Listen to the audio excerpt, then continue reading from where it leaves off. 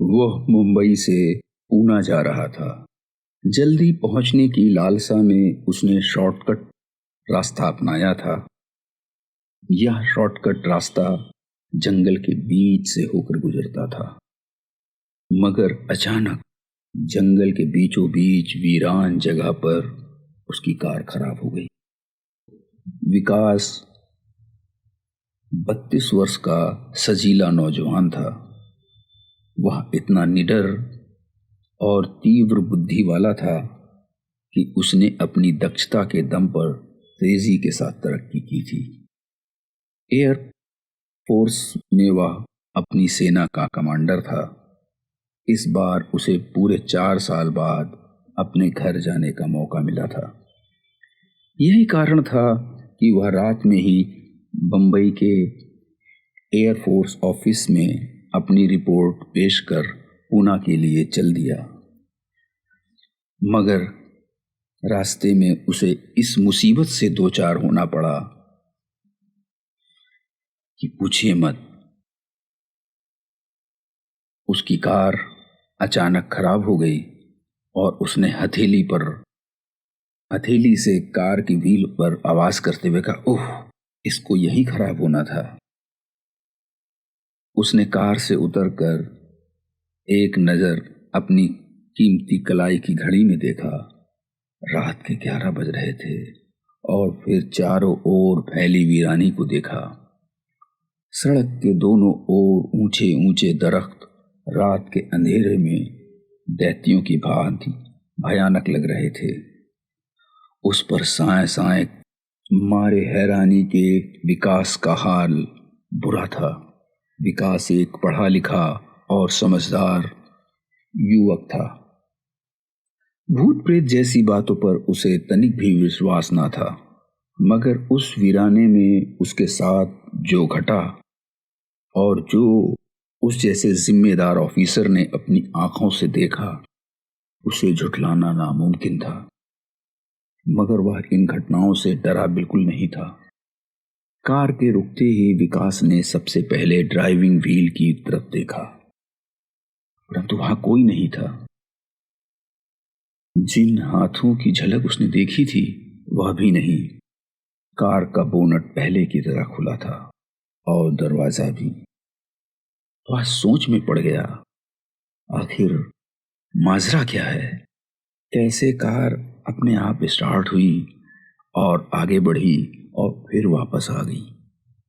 और वो हाथ जो कार ड्राइव कर रहे थे, क्या वह मेरी नजरों का धोखा था? यह सब सोचते हुए विकास ने बोनट यथा स्थान कर पूरी कार की चारों तरफ घूमकर तलाशी ली और फिर ड्राइविंग सीट पर आ बैठा। दरवाजा बंद कर कार स्टार्ट की तो वह तुरंत स्टार्ट हो गई। विकास ने कार आगे बढ़ा दी। कुछ देर बाद धम धम की आवाजें कार के ऊपर आने लगी, जैसे कोई चल रहा हो।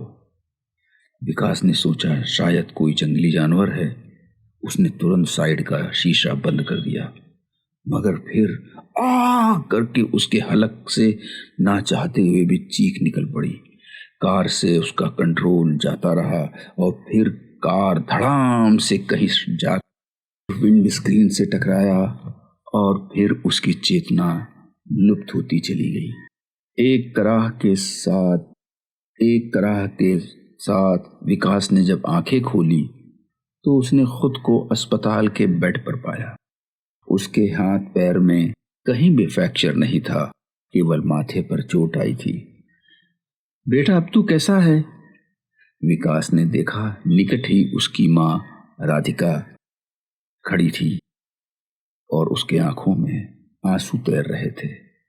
मैं ठीक हूं माँ, तुम बिल्कुल भी परेशान ना हो, विकास ने उन्हें तसल्ली दी। मैं यहां आया कैसे? बीते वक्त की एक एक घटना चलचित्र की भांति विकास को याद आती जा रही थी। छत पर उभरने वाले पैरों की आवाज और फिर छत की तरफ से विंड स्क्रीन पर उतरे 2 कोहनी तक कटे हाथ। उसको याद करते ही विकास की रीढ़ में एक ठंडी सी लहर दौड़ गई। तभी माँ का ख्याल आते ही उसने खुद को संभाल लिया। राधिका कह रही थी, भला हो उस लड़की का जो तुम्हें ऐसी हालत में घर तक पहुंचाने आई थी। लड़की? विकास चौंका। बात चौंकाने की ही थी कि उस वीराने में उसका कोई मददगार, वो भी एक लड़की, कहां से आ गई? विकास ने उत्सुकता के साथ पूछा, कौन लड़की माँ? ले, मुझसे पूछ रहा है? माँ ने झूठा गुस्सा दिखलाया। वह बता रही थी, तूने ही तो उसे लिफ्ट दी थी अपनी कार में। तू ही भूल गया कि कौन लड़की? क्या? विकास हैरत से आंखें फाड़े अपनी माँ को देखने लगा और उसकी माँ लड़की का ध्यान आते ही उसकी तारीफों में खो गई। बड़ी सुंदर सी, गुलाब जैसी थी, बिल्कुल रूई जैसी, सफेद कपड़ों में अप्सरा सी लग रही थी वो। पता कहाँ गई फिर वो? विकास सिर से पांव तक पसीने में भीग चुका था। पता नहीं, तेरी हालत देखकर मैं तुरंत अस्पताल फोन करने के लिए अंदर चली आई थी। जब वापस आई तो वह जा चुकी थी। विकास सभी घटनाओं को याद कर और उस अजनबी लड़की के बारे में सुनकर इसी नतीजे पर पहुंचा था कि वह लड़की वही थी जिसके कटे हाथ उसने देखे थे। भूत! लेकिन उसका दिमाग भूतों की शख्सियत पर विश्वास करने से मना कर रहा था। विकास को अगले ही दिन हॉस्पिटल से डिस्चार्ज कर दिया गया। घर आकर माँ की ममता की छांव में 1-2 दिन बीतने के बाद ही विकास बीती बातें भी भूल गया, एक बुरे ख्वाब की तरह। और फिर एक रात ठीक 12 बजे विकास अपने बेड पर मीठी नींद का आनंद ले रहा था। अचानक कोई शोर हुआ, जैसे दरवाजा या खिड़की खुली हो। कोई शोर हुआ जैसे दरवाजा या खिड़की खुली हो और फिर पट पट की आवाजें आने लगी। इस शोर से विकास की नींद खुल गई। बिस्तर पर लेटे लेटे उसने देखा उसके बेड के ठीक सामने वाली खिड़की खुली हुई है और हवा के झोंके से उसका एक पल्ला बार बार खुलता और फिर बंद हो जाता। ये कैसे खुल गई? मैंने तो सोने से पहले इसे बंद किया था, या शायद भूल गया हूं। विकास खिड़की को बंद करने के लिए बिस्तर से उठा और खिड़की के करीब जा पहुंचा। जैसे ही उसने खिड़की को बंद करना चाहा, उसकी नजर खिड़की के बाहर का नजारा देखकर ठिठक गई। चांद की रोशनी में विकास ने लॉन में सफेद कपड़ों वाली एक लड़की को टहलते हुए देखा। उसकी सूरत तो उसने नहीं देखी, मगर पीठ पर लटकते लंबे बाल उसे साफ नजर आ रहे थे। उत्सुकता में भरा विकास कमरे से निकलकर लॉन में पहुंचा तो उसने उस लड़की को मेन गेट पर देखा। गेट खुला हुआ था और वह बाहर जा रही थी। आवाज न देकर विकास उसके पीछे लपका। ठीक उसी समय विकास!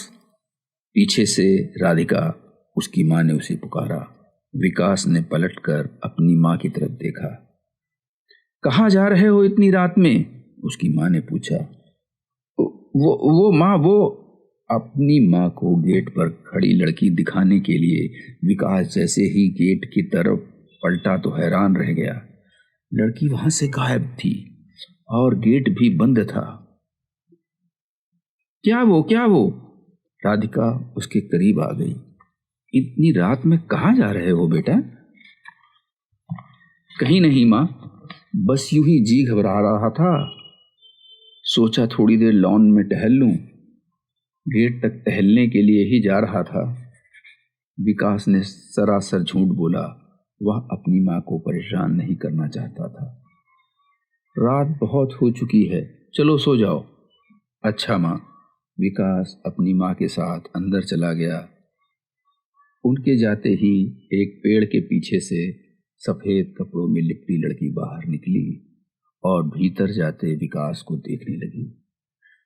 अचानक उसकी आंखों का काला हिस्सा सफेद और सफेद हिस्सा काला नजर आने लगा। ये सुबह सुबह तैयार होकर कहाँ जा रहा है? राधिका ने विकास को टोका। घर में पड़ा पड़ा बोर हो रहा था माँ, सोचा कहीं घूम आऊं। विकास जूते पहनता हुआ बोला। माथे का घाव अभी भरा नहीं है बेटा, अब मैं ठीक हो गया हूं माँ।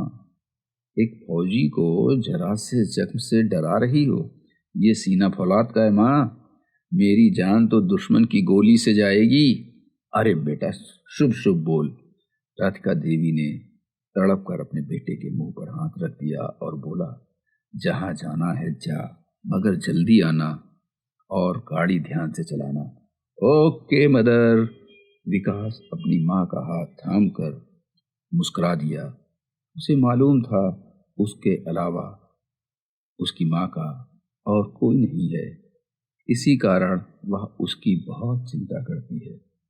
कुछ देर बाद विकास की कार उसके दोस्त आलोक भारद्वाज के बंगले की पार्किंग में खड़ी थी और विकास बंगले के भीतर हैरत भरी नजरों से अपने दोस्त के कमरे का जायजा ले रहा था, जहां भूतों व सम्मोहन विद्या की सैकड़ों किताबें करीने से लगी थीं और एक बड़ी सी मेज के पीछे बैठा उसका दोस्त कुछ लिखने में मशरूफ था। इतना व्यस्त कि उसे विकास के आगमन का भी पता न चले, मगर नहीं, क्योंकि उसने कागज पर कलम घसीटते हुए कहा था, आओ विकास बैठो, बस कुछ पल और फिर मैं तुम्हारी हैरत और कुछ हैरत अंगेज घटनाओं पर बातें करता हूं। आलोक का अंदाज ऐसा था जैसे वह कोई साधु महात्मा या त्रिकालदर्शी हो। वहां रखी किताबों को देखकर विकास को हैरत होने के साथ साथ अपने साथ घटी घटनाएं भी याद आ गई थी, मगर आलोक ने उसके मन की बात को बिना उससे बात करे और बिना उसकी तरफ देखे कैसे जाना? उसे कैसे पता चला कि आगंतुक वही है? विकास हैरत के समुद्र में गोते लगाता हुआ सामने पड़ी विजिटर्स चेयर पर बैठ गया। अपना काम खत्म करके आलोक ने मुस्कुराकर उसकी तरफ देखा और बेल बजाने के बाद पूछा, कहो कैसे हो? पूरे 4 साल बाद लौटे हो? मैं तो ठीक हूं यार, मगर तुम्हें क्या हो गया है? विकास ने रैक में सजी किताबों की तरफ देखते हुए कहा, ये मेरा काम है। कहाँ? तभी आलोक का नौकर सॉफ्ट ड्रिंक तथा नाश्ते की प्लेटों के साथ वहां आया और कमरे में दूसरी तरफ रखी सेंटर टेबल पर रखकर चला गया, जिसके सामने सोफा चेयर पड़ी थी। आलोक विकास के साथ सोफे पर आ बैठा और उसे ठंडे का गिलास थमाकर बोला, जैसे तुम्हें एक एडवेंचर का शौक था और तुमने एयरफोर्स ज्वाइन कर ली, वैसे ही मुझे ईश्वर की बनाई हुई कायनात में बसी उन आत्माओं में दिलचस्पी थी जिनका अस्तित्व तो इस दुनिया में है मगर शरीर नहीं, जिसे आम भाषा में भूत कहा जाता है। अपने इसी शौक को मैंने अपना काम बना लिया। आलोक की बात सुनकर विकास ने कहा, तुम्हारे कहने का मतलब है कि भूत प्रेत, आत्मा जैसी चीजें इंसान के मन का भ्रम नहीं है बल्कि वास्तविकता है? बिल्कुल, आलोक मुस्कुराया और गिलास होठों से लगा लिया। विकास ने भी सॉफ्ट ड्रिंक के कुछ घूंट अलग से उतारे और कहा, मगर मैं नहीं मानता। फिर तुम्हारे माथे पर चोट कैसे लगी? विकास चौंका और सोफे से उछल पड़ा, जैसे उसके जिस्म में सैकड़ों सुइयां आ धसी हो। फिर वह खुद को संभालता हुआ बोला, मेरा एक्सीडेंट हो गया था। कैसे? बंबई से आते हुए। मैंने पूछा कैसे? आलोक का स्वर गंभीर हो उठा। हिचकिचाने या झूठ बोलने से काम नहीं चलेगा विकास। वो विकास ने वीराने में घटी घटना से लेकर गुजरी रात हुई घटना का तक सारी कहानी कह सुनाई। यह तो तुम्हारे यहाँ आते ही मुझे आभास हो गया था कि तुम पर किसी प्रेत का साया पड़ चुका है। खैर तुम चिंता मत करो, मैं देखता हूं कि आखिर माजरा क्या है। जहां तक मेरा अनुभव मुझे बताता है उसके आधार पर मैं फिलहाल इतना ही कह सकता हूं कि यह एक अतृप्त आत्मा तुमसे कोई अपना अधूरा काम पूरा कराना चाहती है। अधूरा काम? विकास को आलोक की बातें बेहद विचित्र लग रही थी। देखो विकास, जिस तरह इंसान में अच्छाई बुराई नेकी बदी की भावना होती है, वैसे ही प्रेत योनि में जी रही आत्माएं भी अच्छी बुरी होती हैं। यदि वह आत्मा बुरे स्वभाव की होती तो निसंदेह एक्सीडेंट के साथ ही तुम्हारी मौत हो जाती, मगर इस तरह उस आत्मा ने तुम्हें अपनी मौजूदगी का और अपने दर्द का एहसास कराना चाहा है। तुम तो बहुत ही रहस्यमयी और दहशतजदा बातें कर रहे हो यार। विकास के माथे पर पसीने की नन्ही नन्ही बूंदें उभर आईं। इसमें डरने की कोई बात नहीं है। जैसे तुम इंसानों के साथ व्यवहार करते हो वैसे ही उसके साथ भी करो। खैर तुम यहीं बैठो, मैं 5 मिनट में आता हूं। आलोक उसी कमरे के एक दूसरे दरवाजे के पीछे चला गया। करीब 10 मिनट बाद जब लौटा तो उसकी हालत ऐसी थी जैसे वह सो कर उठा हो। उसे देखते ही विकास नाराजगी भरे स्वर में बोला, यार मैं यहाँ तुमसे मिलने आया हूँ और तुम 10 मिनट से सो रहे हो। भला ये आराम का कौन सा समय है? मैं सो नहीं रहा था विकास, वह थके स्वर में बोला, बल्कि उस रूह से मुलाकात कर रहा था जो तुम्हें उस वीराने में मिली थी। क्या? विकास चकित दृष्टि से आलोक को देखता हुआ बोला, तुम उससे मिलकर आ रहे हो? हाँ, उस कमरे में, कहता हुआ विकास खड़ा हुआ। बैठ जाओ विकास, अब वह वहां नहीं है, जा चुकी है। ओह, विकास खासा बेचैन नजर आ रहा था। उसकी समझ में नहीं आ रहा था कि वह आलोक से क्या पूछे। तभी आलोक ने उससे पूछा, विकास सच बताओ, क्या तुम्हें किसी की तलाश है? यार आलोक, तुम अभी क्या बात कर रहे हो और अब क्या किस्सा पूछ रहे हो? मेरी बात का जवाब दो। नहीं, विकास ने कहा। सच में? अचानक विकास को कुछ याद आया। उसने अपने पर्स से एक पासपोर्ट साइज फोटो निकाली और उसे सेंटर टेबल पर रख दिया। आलोक ने उस तस्वीर को देखकर गहरी सांस ली और उसे वापस टेबल पर रखकर पूछा, यह किसकी तस्वीर है जिसे मैं खोज रहा हूं? कौन है वह? मेरे एक साथी मित्र हैं, कैप्टन सुखविंदर कौल। यह लड़की उन्हीं की बहन है। पिछले 1 साल से मेरे मित्र परेशान हैं क्योंकि उनकी बहन ने ना तो उन्हें इस बीच कोई पत्र ही लिखा है और ना ही फोन किया है। इस लड़की का नाम मंजीत कौर है। सुखविंदर का कहना है इसका मोबाइल भी बंद है। कहाँ रहती थी मंजीत कौर? यहाँ पूना में। एक विकास ने पूछा। तुम थी क्यों कह रहे हो? क्योंकि वो अब इस दुनिया में नहीं है, वो मर चुकी है। आलोक ने धमाका किया। क्या? चौंका विकास, पूरी तरह चौंका।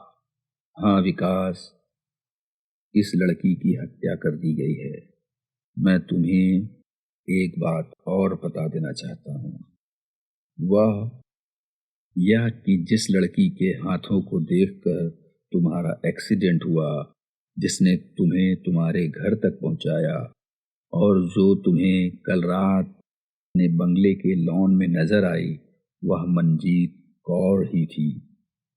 विकास किसी स्टैचू की भांति बैठा अपलक आलोक को देख रहा था और आलोक सामने बैठा रहस्यों को खोल रहा था। विकास, मंजीत कौर तुम्हें कुछ बताना चाहती है। उसे तुम्हारी मदद की जरूरत है। इस काम के लिए तुम्हें ही चुना है क्योंकि तुम उसके भाई के हमदर्द दोस्त हो। मुझे क्या करना होगा? विकास ने पूछा। विकास, आत्माओं को भी अपने दायरे में रहना होता है। उसी दायरे में रहकर तुम्हें जो बताए, तुम्हें उसकी बातों को समझना होगा। शायद वह तुम्हें कहीं ले जाना चाहती है, कुछ दिखाना चाहती है। तुम उससे डरना मत। मेरा एक्सीडेंट करके उसने मुझे क्या बताना चाहा है? विकास ने पूछा। शायद उसके हत्यारे ने उसे इसी तरह घायल किया हो, मगर वह तुम्हें इस बार नजर आए तो तुम निर्विघ्न उसका पीछा करना। देखो वह तुम्हें कहाँ ले जाना चाहती है। ठीक है। विकास वहां से सीधा अपने घर आ गया। उसके बाद क्या होता है ये आप दूसरे भाग में सुनेंगे।